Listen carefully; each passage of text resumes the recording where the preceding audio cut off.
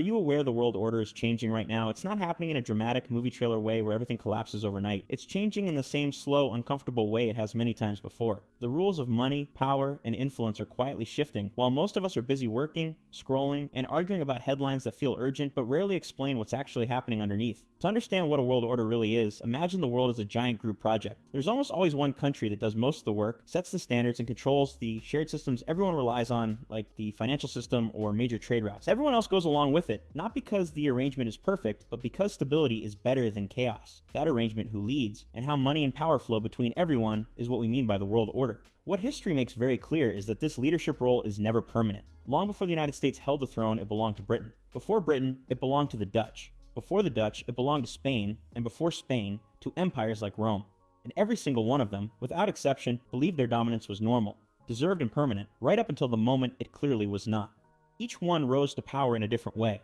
Rome dominated through military power, roads, law, and control of trade routes. Spain rose on global conquest and a massive inflow of silver and gold from the New World. The Dutch mastered trade, finance, and shipping, creating the first modern financial markets. Britain industrialized the world and ruled the seas with its navy. And the United States combined industrial power, finance, military strength, and cultural influence into a system that has defined the modern era. The details changed, but the fundamental structure stayed the same, one leader at the center. These empires all rose by building real, foundational strength. They invested in education that produced capable people. They drove innovation that produced better tools and technologies. They built trade networks that produced immense wealth. They created institutions that produced trust both at home and abroad. And they developed a military powerful enough to protect all of it. But they reached the absolute peak of their power when they achieved something else, something subtle but incredibly powerful. They reached the top when the rest of the world began trusting their currency as the default way to store value and settle trade. This is essentially the ultimate financial cheat code. When your currency becomes the global IOU, something profound happens. You can borrow more cheaply than anyone else. You can spend more freely. You can run larger deficits and live above your means for far longer than your economic fundamentals would normally allow. Why? Because the entire world is literally saving its wealth in your money, creating a constant demand for it. As long as that trust holds, the system keeps running smoothly in your favor. The Dutch had the guilder. Britain had the pound sterling. The United States has had the dollar. And in each case, the same story played out at the top. Booming markets, expanding global influence, massive trade, and rising living standards. There was a pervasive feeling that this was simply how the world worked now,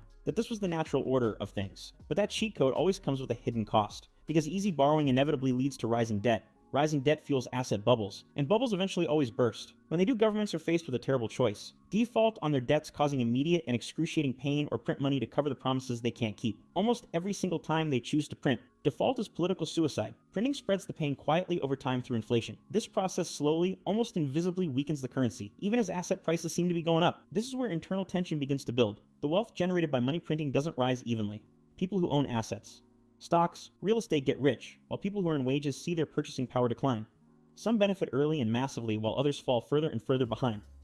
Over time, politics stops being about boring but important policy details and turns into a series of emotional identity battles. People stop arguing about how to grow the system and start arguing about who the system actually works for. A clean modern example of this moment is 1971. The United States officially ended the link between the dollar and gold. There were simply too many dollars in the world chasing too little gold in American vaults. The promise was broken. Investors expected markets to collapse. Panic filled the air. And yet the opposite happened. Markets surged. But why? Because when you create more money without creating more real productivity, the numbers go up even if the underlying value does not. It's like slicing the same pizza into thinner and thinner slices and then acting shocked that everyone is still hungry. Once you understand that moment, you start seeing it everywhere in history. Spain overextended itself through endless wars, financed by debt and silver inflows that destroyed its domestic competitiveness. The Dutch lost their dominance as rival nations like Britain copied their financial and shipping innovations, but did it with cheaper labor. Britain financed 2 world wars it couldn't afford, leaving it deeply indebted to the United States. In each case, the decline happened gradually, and then suddenly. It started internally through the toxic combination of debt and division, and it was completed externally as rivals gained confidence and began to push back. This overlap between internal weakness and external pressure is the key to understanding how world orders change. No empire is replaced at its peak. They are replaced when they are distracted, divided, and financially stretched thin. That is precisely when rising powers sense an opportunity. But they begin challenging the existing order first economically, and then technologically, and eventually, if necessary, militarily. That is why a major shift in the world order almost always involves 3 pressures happening at the same time. First, heavy debt that tempts the leading power into financial shortcuts like money printing. Second, severe internal conflict driven by inequality and deep disagreements over core values. And third, the rise of a powerful external rival, one that is strong enough to seriously challenge the existing system. When these 3 forces align, history shows that the balance of power begins to shift, whether people are emotionally ready for it or not. Now, it's important to understand that none of this runs on a stopwatch. History doesn't give exact dates. These cycles can stretch and compress depending on decisions, leadership, and a country's ability to adapt. But the vital signs of a great power remain the same: productivity, innovation, education, social unity, global credibility, and financial discipline. Empires don't fall simply because they get old. They fall because they stop maintaining the very systems that made them strong in the first place. This is also where many people misunderstand the moment we are in today. They assume talking about these cycles means predicting a collapse tomorrow, or worse, cheering for a replacement. But in reality, the greatest threat to any dominant power has almost always been internal, not external.